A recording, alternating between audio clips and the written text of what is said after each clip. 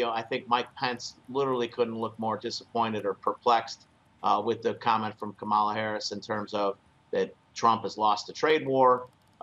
He's Mm, basically saying, well, we're still fighting it, and Biden never even got in the ring. So I think some mm, wide differences there, but I think concerning to me in terms of what's happening in China because I think 200 billion was the 2-year plan. About a quarter of the way through that, we're only at probably about 12% of that. So they should be on mm, track to be spending more 50 to 60 billion at this point. They're kind of closer to sure. that 12 to 15 billion. So a lot of that stuff is kind of fallen out the wayside, and in terms of what we're looking at in terms of where China-U.S. relations are going forward. Right. Chris, why are the US markets up?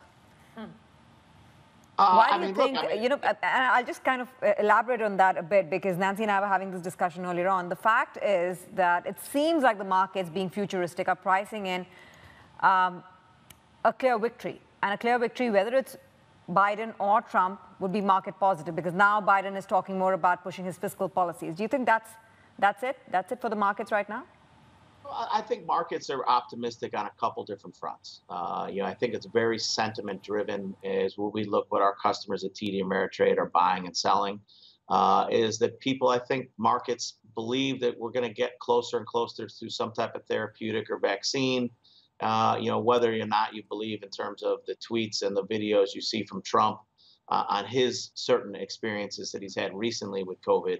But I think that is really driving the overall sentiment. And then if we talk about if we get that stimulus into the markets, I think you saw it the other day on Tuesday when markets sold off when Trump said, hey, well, negotiations aren't going to go on until after the election.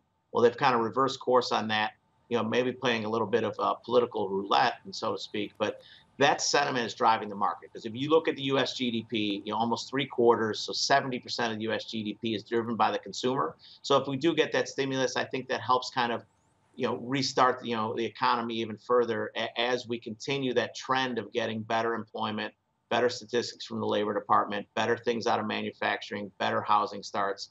All these things kind of play together as part of that picture that Trump and his administration is trying to paint.